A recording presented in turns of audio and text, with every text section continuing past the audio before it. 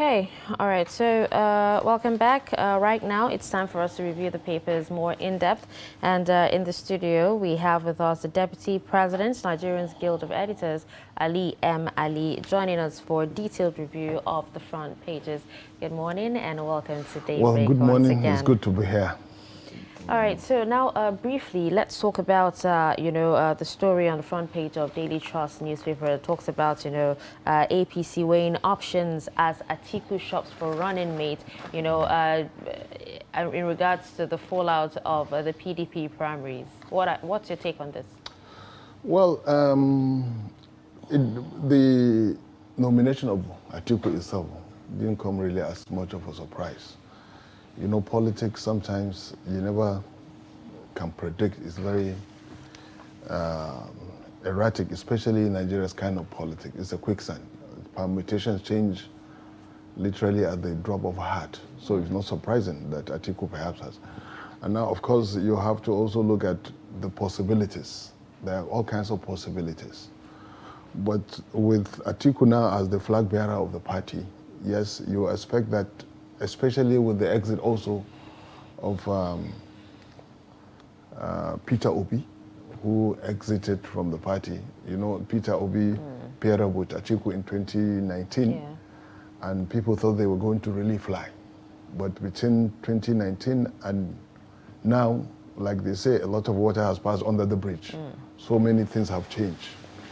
So the PDP, well, most people say, yeah, PDP is looking good. It manages the rancor, the fallout of the primaries. And, you know, it was quite rancorous, leading to the nomination of Atiku eventually. And yes, if it manages that rancor, and I think Atiku being a veteran of this kind of, if you like, quote unquote, bloody battle for the party's ticket, he'll be able to manage this rancor and then resolve the conflict. Eventually, between now and election time, depending on who they again pair up with Atiku, I see them looking strong, bridging the gap as a result of the very, if you like, acidic process that eventually threw up Atiku as the flag bearer. And you can see a lot of horse trading that occur before eventually Atiku triumph. And then the margin itself. And because of this horse trading, you will see that there will be new power blocks now, even within the PDP. Because up until Saturday, it could have been anything. But you will say the morning foretells the day. The dawn foretells the day. When the PDP actually threw open the contest, rather than zone it, then you knew that a scenario like this was bound to happen. Because like I said, Atiku is a veteran of this kind of... so depending on how... But then, sir, the issue of course, it's one thing to have the ticket, but it's another thing to balance it and make it bankable. Yeah. How do you see this issue of running mate? What's like Atiku's best bets in maybe balancing the tickets that can really maybe lead to a victory at the general election? Well, I think if you really want to balance the ticket, you see, like I always say, sometimes people politicians don't look at sentiments. It's just that in the process of trying to get into certain offices or elective, or especially elective, we deploy the usual sentiments. In the process of capturing political power, people deploy all the sentiments you can think of. Negative, especially, just in a way to, but then you see, that's why perhaps the PDP actually opened the contest when it realized like who posted the most numbers. Because you see, at crunch time, you look at who is a bankable project, like you said. When, let me slightly digress and make this allusion to how Buhari became the flag bearer of the APC. Buhari, in matters of, if you like, firepower, money firepower, I'm talking money back. Buhari was in no position to perhaps run in a battle of, obscene exhibition of wealth. Buhari couldn't have contested against the likes of Atiku and some of the governors that contested in 2014 alongside him, like Ravi Musa Konkoso when he was governor of Kano State. And then Buhari, out of the blue, because people, even his most ardent critics, his traducers, look at his numbers. For 12 years, consistently, he has posted very handsome number. That is 10 million and above every contest, 2003, 2007, and 2011. He has maintained consistently over 10 million votes. And this is why it's going to play out. Atiku, yes, he has been a veteran of sort. He has contested other pre-primaries. He has been on the ballot twice, in 2007 and I think in 2019. 2007 he ran on the platform of the ACN. 2019 on the platform... the AC rather. Oh, Action of the Congress. AC Action Congress, and later on ACN. Now, in 2019 on the... but then away from the how many times had Buhari been on the ballot? 3 times. It was his fourth strike after he had given up. At a point after the 3rd strike, and in every of his attempt at having presidential mandate, it ended up in court, in litigation, leading up to the Supreme Court. But then the 4th time after he said, look, I'm not even going to contest. And some people rallied around, and then he got a section of the elite consensus, a section of the Nigerian elite endorsed Buhari. And this is how Buhari became president in 20. He didn't have the resources. If you remember, even at the time, he said he was crowdfunded. A lot of Nigerians who believed in his ability to rescue Nigeria in 2014 actually crowdfunded his presidential ambition. And he took a personal loan, according to him, to buy the nomination form. Now look at Atiku now. Atiku numbers, look at in the last election, he posted a very handsome number, if you ask me. I think 13 million votes or thereabout. Now, who he is going to balance the ticket with will have to come from a place that you think you have the most votes, so that from the northern part, especially the northeast, which has been, for certain reasons, most of them you know them, social and economic and even political, has depleted the region of voters, if you like. Whether we admit it to ourselves or not, the northeast, because of what's going on there, especially in the Borno axis, it has depleted, some people will say, until perhaps Zulum began to resettle some of those who have been eternally displaced persons. So, but you're looking at numbers now. So I would see that if Atiku, and then for the sake of national cohesion, I think Atiku should look in the direction of the southeast for a possible running mate. Notwithstanding the exit of big weights in the southeast and this prevailing sentiment there. The prevailing sentiment is that the PDP has not been fair to the region, which has been very loyal to the PDP in the last 20 years, the Southeast. But then some people will say the Southeast has not been really political, has not been politically savvy. Because if you look at other regions of the country, except for the Southwest, even the Southwest now, you know there are divisions. The head mentality is becoming increasingly diluted in the Southwest. There are people even till today, until recently, you find other sentiments, the Labour Party held sway under Mimiko until he also made crossover to another political party. So even now there are persuasions, they may be, okay now, look at how do you explain, notwithstanding that there are no sitting governors, how do you explain the resurgence of the SDP in the Southwest? Okay. All right, so they will look at places where there will be numbers. And I think Atiku, like I said, for the sake of national cohesion. All right, so let's move on to more stories. Still on politics, by the way. What's your thoughts on the plot, to draft Jonathan into the race? Because some people are actually saying that the president actually has no hand in it, and while others, the Southwest chieftains, are warning against Jonathan's candidature. Well, I think it's you can see it's a last-ditch desperate effort to stop a dominant force in the APC. And I think it will be a political disaster for the APC to think of perhaps fielding Jonathan. And it will even it will be a bigger personal disaster, political disaster for Jonathan to even consider.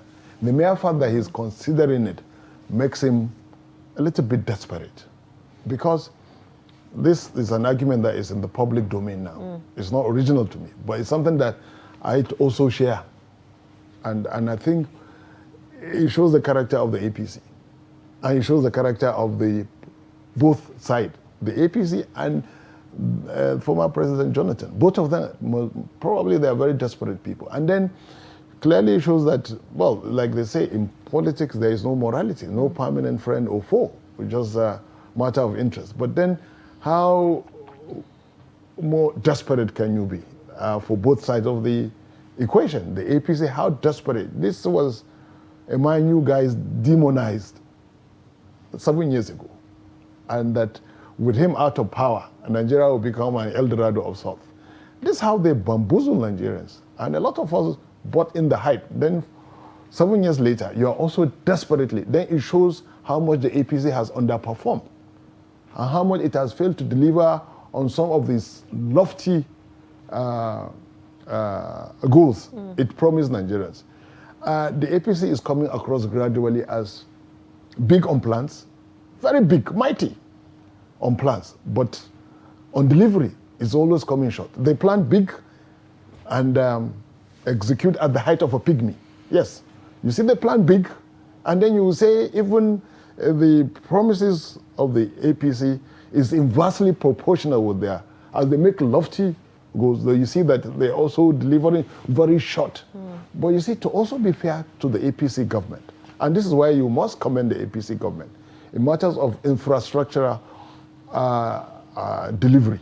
You say it has done quite remarkably well, but it's falling short on some of the things it promised Nigerians, one of which, and for which Jonathan was routinely demonized, and the PDP demonized as well, was its inability to check insecurity. What do we have now? All them people, they bandy this idea that, look, the APC has managed to liberate some of the, especially in Borno, the local government under the control of insurgent element. That has become like a broken tune. Every now and again, you find, you see defenders of the government, in government or outside of it, that it has liberated. But you see, not too long ago, the governor of Borno State countered that argument, that look, till this moment there are local government under the control of insurgents. I don't know, as recently as this year. Now, that is one. And then look at the Northwest. In the past, the theater of war, if you like that expression, was limited to the Northeast. But now, it has also, if you like, let me use the word, deregulated now. It's now, it's everywhere. In the Northwest, banditry. And clearly, there is an unholy, if you like, an unholy alliance between bandits and insurgents. An example is the manner the train was sabotaged and then hijacked by elements that are not bandits. And you see bandits, because banditry now is like when we have the rise of the herdsman. It has become a franchise. Wonder which all kinds of crime is committed. And then you find out there is some kind of, if you like, alliance between politicians in some part of the country with these dark forces. It has come to the fore now. Abdulaziz actually did a very intensive documentary, and I remember watching it. Some of the alliance, well, not captured in so many ones, but then you see that there is some kind of alliance in some places between dark forces and people visible in government. Names have even been mentioned. Yes. So let's go back a bit to this and tidy up this issue of the politics. Now, what are the options for APC? Especially, over the weekend, people have been, tongues have been wagging about what is the best foot for the APC to put forward to confront Atiku. Well, you see, the APC, if it were to be politically savvy, correct, to win, it has to look at numbers, not faces. not sentiments. And I think this is what the PDP did and came up with an Atiku. My position, I have said it in a different fora. For example, I think Atiku eminently qualifies he is, and then he has been more of a unifier given our contemporary realities. You will say Atiku is a unifier, given our contemporary, present-day Nigerian realities. He has enjoyed the support. He has built this network of consensus, of elite consensus. As Buhari had a control over those at the bottom of the social ladder. This was Buhari's support base. Atiku, on the other hand, now, what do? You need someone who perhaps would enjoy the support of at least a majority of the elite class and has followership, who is very political. And right now, no one fits the bill in the APC like Tinubu. We're talking politically, whether Tinubu will be able to discharge the responsibilities of the office of the commander-in-chief. Just like I have my doubt about the competence and ability of Atiku to discharge the responsibilities of the office of commander-in-chief. For a number of reasons. People they point at their ages. I don't have quarrel with their ages, both dominant forces in the PDP and the APC. And then also someone like Tinubu, people say, yeah, and I think so. He's a dominant force, he's very political, he has built bridges, he has built coalition, and you can see he enjoys the support of APC stalwarts beyond his southwest constituency. In fact, some people say he faces more antagonism in the southwest than he does in some parts of the country, in some geopolitical zones. He enjoys considerable support in the northwest. And this is where the most votes are domiciled. If you take a state like Kano, do you know that in Kano now, so far over 7 million people have been registered as voters? That's more than the the voting population of maybe a few states in the south and the southeast, maybe collectively in the southeast. That is one single. And then whoever controls the northwest, if you have the large, then you know he's going to coast to victory, depending if he gets the 25% required in 2/3 of the 36 states. So if APC wants to check Atiku, her best foot forward, devoid of sentiments, is to consider Tinubu. He is the dominant force. But you see, like I said, both Atiku and Tinubu, at a time like this, the exigencies, the realities, the difficulties facing the nation, we need someone who will be hands-on 24/7. Now, there are questions now about the state of health of especially Tinubu. But you can see he's a man of ideas. And when people point at Atiku being old, well into his 70s, Tinubu 70, but are their ideas old? I don't, like I said, I have no quarrel with their ages, but also it should interest the Nigerian people to know the state of their health. Because we've had a president with frail health, and it has cost the nation dearly. And part of the thing that has caused it has polarized the nation. We know that with Eradua's failing health, notwithstanding it has been in the public domain, we had the rise of the cabal. Till this moment, there are cabals. All right. Now let's move on to another story that's practically on every front page of the dailies today. Talking about former Zamfara State Governor Yari being dragged into the 80 billion naira, fraud case of the Accountant General. What are your thoughts on? Well, I think lately the APC has found its mojo. Let's just pray that it will do this across. Extend this further. But it gives no room for chair. We've seen this in the past, so it gives no room for any chair. It's something that after the initial media, if you like, blitz or trial, then we go to sleep. And then rarely we get, and even if we get convictions, if you are in the good books of certain elements or certain powers, then you may get state pardon. We've seen that happen with the likes of Jolly Inyami. So I'm very pessimistic. But it's a good thing for now that the EFCC finally found its mojo, and maybe in a way, let's just wait and see. But you see, the point is that what the former suspended accountant general did, it was so brazen.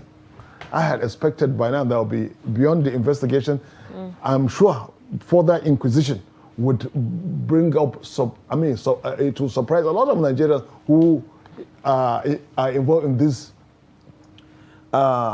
this feast. Because literally, these leeches, and I'm using this word deliberately, feasted on the Nigerian people. At a time, education, especially at tertiary level, has been literally comatose. You understand? Because of the lingering and avoidable strike. And then you have individuals now entrusted with the common till diverting this. But you must also give it to the EFCC that at least these things, we know, all along we've suspected that, look, there is more than what meets the eye.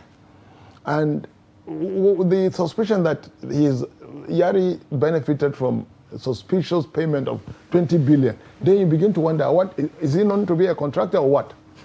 What is he selling? What is he into? That you will be paid this colossal amount. Is it by any chance money meant for Zamfara state government somehow found its way into his? I don't know of any other business he does apart from politicking. If at all he's involved in any other business, at least it's not in the public domain. It might have escaped as a reporter myself.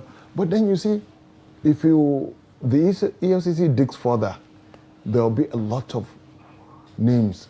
And we want to see that beyond being arrested, like the case of Okorocha, who actually resisted arrest, and the EFCC went gung-ho, literally, to have him arrested. You will say, yeah, did he or didn't he? That's the question.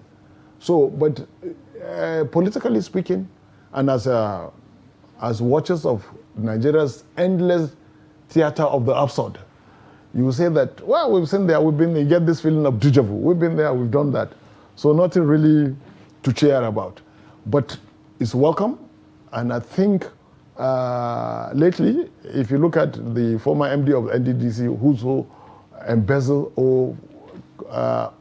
almost 50 billion, then you begin to wonder, how come Nigeria has not, you can understand why we're in the state we are now. And I had expected the EFCC, well, it was there when the PDP presidential primary was conducted. And then you see the amount of money spent in foreign currency, and it's a hostile action against the state itself. That is another definition of economic sabotage. When you use a foreign currency, part of the factors bringing about inflation, well, what we're having now is even hyperinflation, when you dollarize the economy. And then we see what had happened. Is there in the public domain the amount of corruption? When people like Hayatuddin, like Peter Obi, pull out from the race, Hayatuddin said, look, about the obscene monetization of we all know that. So EFCC by now should be asking questions. Some of these elements, how do they get the money? They have, because of course some, like sitting governors, they have immunity. But then the EFCC should be seen to clearly monitor what's going on there. And I think whoever takes charge, there should be a law. This is my suggestion, to legislate against perhaps stuff like this. When you use the foreign currency to entice voters, delegates. And then you are harming the economy. The dollar now, $1 is over 600. And there are fears that it may get up to as much as 800. So the Naira has become literally a contemptible piece of paper that gives money a bad name, literally. So it's a good thing that EFCC is focusing its attention, digging further into this monumental fraud, 80 billion, and still counting, because there are other unlimited amounts of money set for forfeited, or recovered, which have not been accounted for. So I think the EFCC... We are going into election year, and don't you think that this could be, have some political undertones, all this new mojo, as you said, that the EFCC is displaying now? Unfortunately, at a time like this, most Nigerians would think, yes, the EFCC is being politically, it's been political. You understand, but better late than never. But then the timing, don't forget, the EFCC has a reputation of being the hound of the ruling party. We've seen that happen. Even under its first chairman, we've seen that happen. If he ran foul of the ruling government or the men at the very top. I remember how the likes of Darie, the likes of Alama Seya, how they were impeached using the EFCC in a gung-ho manner. So, and the EFCC Act is meant for financial corruption. Financial corruption. That means, in other words, in our climb, we say Yahoo boys. You fight Yahoo boys, fraudsters. But then it has suddenly become, as opposed to the ICPC. If you look at the act establishing the ICPC, it's far more encompassing. That ICPC, in fact, should be the one going after, ideally, the one going after public sector corruption. Precisely, that's the word. But then you have EFCC now doing that. And that's why people think, most of what I think, that it may be doing the right thing, but going about it wrongly. You understand? It's only when you are perceived to be a threat or a stumbling block or an obstacle to the prevailing powers, the powers, contemporary powers. That's when the ruling party now will unleash the hound, the EFCC, the hound, to go after you. But otherwise, you look at the beautiful thing it has done with cyber criminals, fraudsters. You understand? So it's a beautiful thing if it's dealing with Yahoo boys, like they call them here, the Yahoo elements, yes, and other cyber criminals, other financial fraud in banks especially. We have them. We've seen chief executives of banks who have committed monumental fraud, mismanaged depositors' resources. But how often do you get to hear of the EFCC going? So ICPC is there, but then maybe it's not doing its work. I mean, EFCC has hijacked its role. So yes, Abdulaziz, you have a very solid, very valid point there. A lot suspicion is that there is more than what meets the eye. It's more political than actually economic. I mean, it's more political. It's a self-certain interest. And then you look at some of the elements now who have been lately been in the net of the EFCC. First, like I said, the relevant question, did they or didn't they commit to what? So if they committed, why did it take this long for them to uncover? Because I had thought, even till this moment, if you make suspicious lodgement, there is a certain amount of money as individual now and corporate organization. The moment you lodge them, there will be a red flag. To be flagged. Yes. At least 37 lawmakers, according to this Nigeria newspaper, will lose the bid to return to National Assembly. It's also one story that is recurrent. Daily Trust has it in the cover page, and also I think one other newspaper that I've seen this morning. How good or bad is this retirement in court of lawmakers from the National Assembly? How good or bad is it to the polity in general? Well, I think for institutional memory, I think it's bad. When you have a lot of turnover, especially in the legislative arm. But you see, like they say, all politics is local. There are people really, they have not added value being in the parliament, apart from themselves. There are people probably, if you ask me, maybe you're a rep now, or you're representative in the National Assembly. Her representative, how often do you see them being active? I don't know them. You understand? Abdulaziz, I can handle a guess. You understand? But how often, how vibrant are they? So if they lose out in the primaries, that means they have actually even not done what their constituents are unhappy with them. Or there is a local godfather there who controls the local structure there. And that means they are mere paper tigers at home. But there are also people who are very expressive, who have done a lot, but because they cannot meet with certain demands back home. Sometimes people confuse the role of legislature with that of the executive. You are expected to compete with the local government chairman or with the state governor. And meanwhile, the most they can do is what they call, maybe in some climes in democracy, sweeteners. What I mean sweeteners, get a few constituency projects. But you expect legislators, those in the legislative arm, to compete in terms of war chest, in terms of giving whatever wildfire there is. I'm using this word, wildfire, because most people, when they say they have not performed, it's because they are not doling out this so-called wildfire. So why do you get that? And that's why there is also suspicion. If you go to MDAs, All of them, they complain, especially when you have committees doing oversight function. It's another byword. When you do oversight function, it's another byword for corruption. That is for demand. We've seen that happening, even sometimes in the public space. I remember one clear example. Well, I don't want to mention names, but everything is in the public domain.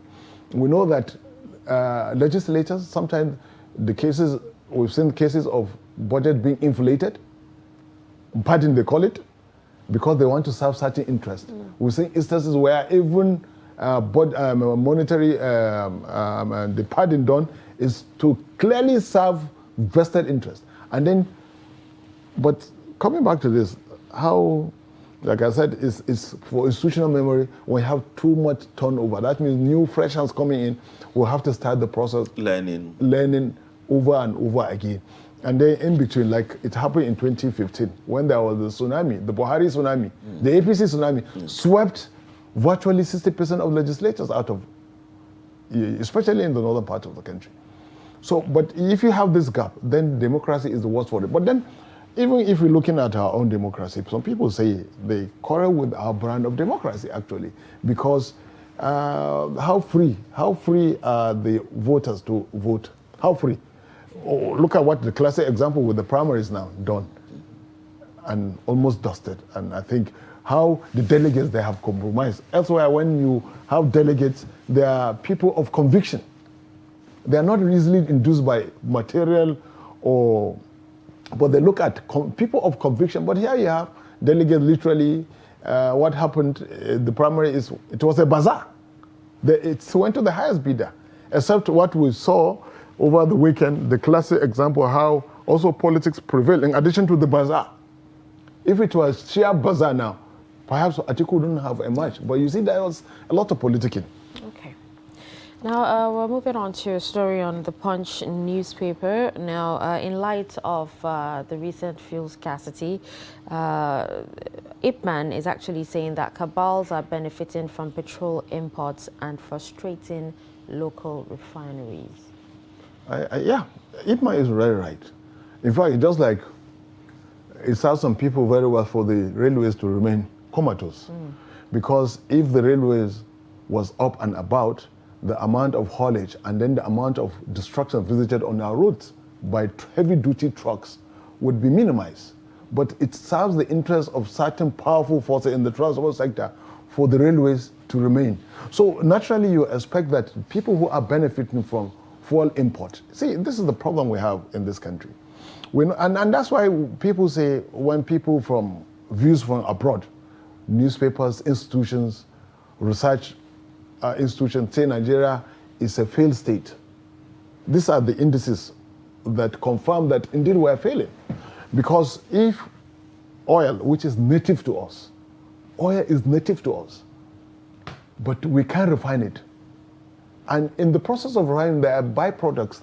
The value chain there is enormous, but it's lost when we export crude oil, then import refined oil. Like I said, the value chain is quite long. You have bitumen, you have diesel, so many. But then it's lost. We export it, then we import it.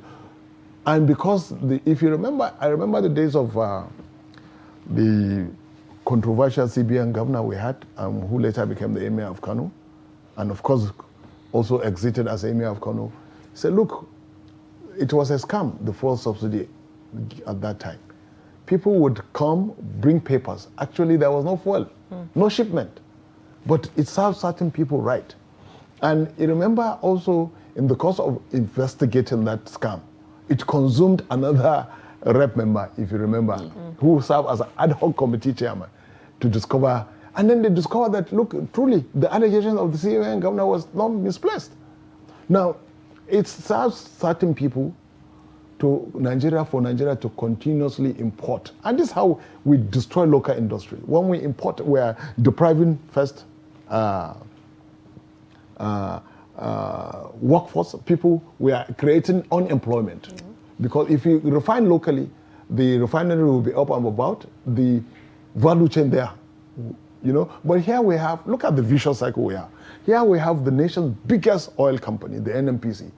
No refining, zero refining. and then consuming, look at the amount of money budgeted for turnaround. It's there in the public domain for zero refining. 0 liter refining. So because it serves some people. And in this country, anytime you are importing anything, somebody somewhere is making tons of money because it serves. And that's why collectively these actions and inactions, if you like, inimical to the growth of the nation. And that's why we're in this vicious cycle. And look at, for example, the amount of money from the days of the PDP budgeted to improve power at a point $16 billion. And what do we get to this moment? So, talking of inaction, I actually wanted to ride on that issue of this thing, to talk about in general the issue of cabals. Well, almost in every sector you see cabals are making it difficult to do this, cabals are making it difficult to fix the power, cabals are making it difficult to, maybe manage pension properly and all that. Whose fault is it? Leadership. Okay. Leadership. At what level? I think both levels, followership and leadership, but more importantly, leadership. Because, see, leadership is about conflict resolution, about having an ideal, about aspiration, and about walking the talk. There's one thing to say, I aspire to be like Malaysia, and then you go to sleep. It's a nation building, it's a deliberate process. All the great nations, except perhaps even the United States, when we look at the United States, people think it's the product of toil. They say sometimes success is hard work. But success is, like they say this expression, 90% perspiration, 10% inspiration. If you get inspired, then you have to perspire. You have to really sweat. You have to work your fingers to the bone. Now, that's why I say leadership is important. When you lead, and you lead not from the rear, you lead morally and otherwise. You should not be found wanting. Look at Mandela. Look at all the world great leaders, contemporary times. Look at even Vladimir Putin. You see, when you want to build a nation, there are certain, some people will say, this is not democracy. There are certain things that you cannot condone. One of which is tardiness, egoistic elements around you, and people who run. That's why you have to apply the law to the latter. No selective application of the law. And this is what leadership, when Mandela, you understand, when he took over power, this is something in the market square. It's something that is so well known. When he was asked, he said, look, I have opposed white minority rule. I will not replace that with black majority oppression. And this is leadership. So, but you see what we do now, people tend to look at faces to determine what fate will happen to them. So, and then secondly, leadership, followership itself. Because the followership, more often than not, because look, unfortunately, and it took some time to happen. If you recall, after the Civil War, what did Gawan do differently? That he managed to unite a fractured nation. Look at the reconciliatory move made by Gawan after the war, and which made it possible for a Southeasterner to become number 2 citizen under 9 years. The Civil War ended in 1970, and by 1979, Alex Ukweme had become number 2 citizen. He was just a heartbeat away from being president. Now, in contemporary times, in contemporary Nigeria, we've seen it. The Southeasterners, they feel marginalized, and what do? Rather to build nations, to build bridges, some of them, new elements, young elements, especially in separatist groups like IPOP, the Biafran ideal, which has been vanquished 52 years ago, there's a resurgence of that sentiment. And you begin to wonder what happened between 1999 to date. Then you look at our political actors. What have they done? And then you look at people even from the Southeast. You see, the thing is, like one of the Southeasterners brilliantly, given what is happening in the Southeast now, I'm giving this in response to what you've said about cabals, about leadership, about leadership. If you don't do things right from the onset, like Gawan did, deliberately, Gawan, naive as he was, but because he had people surrounding him, like you said one time, you said, no bad leaders, only bad advisors. But you look around you now, we have leadership from 1999, a leadership that is more often than not has proved to be omniscient, all-knowing. It began with Obasanjo, and then we have this thing about, if you like, babacracy, like they call it in, everybody, the leader is Baba. And you dare not challenge your Baba. You dare not challenge, even with better counsel. And then you have leaders who are unapproachable. Then how can you lead when you don't get the right feedback? And then when you declare constructive criticisms, well, I agree some criticisms are really unfounded, but then when you declare critics as enemy of the state, giving you alternative viewpoints, that if you do this thing differently, then we'll be home and dry. If you did that differently, but then when you continuously use the same strategy for the same problem, what you think you will get a different result? You won't. Yeah, so the Nation newspaper and some other papers reported this morning the abduction in Abia State of prelates of the Methodist Church and some other clerics traveling. How do you see happenings in the southeast? In one time, they go as if they are lulling, and then they spring up again. What do you? Yeah, well, you see now you don't. Some of the elements, and then it's really heartbreaking. It's heartbreaking, and then you can see that no one is spared. It's just like what is happening had happened in the northeast, and this is why some people are blaming the elite of that region. That look, you've unleashed a monster. You think you are actually undermining federal authority, but you're not. Because like Boko Haram, the Northeast elite, especially Borno, who kept mute at the incipience of Boko Haram, at the dawn of Boko Haram, they paid dearly for it. And this is exactly what's happening. You see, and also tells you that those on the pulpit, some of them breeding hate, and I'm saying across religion, not just one religion, operating from the pulpit, spreading hate.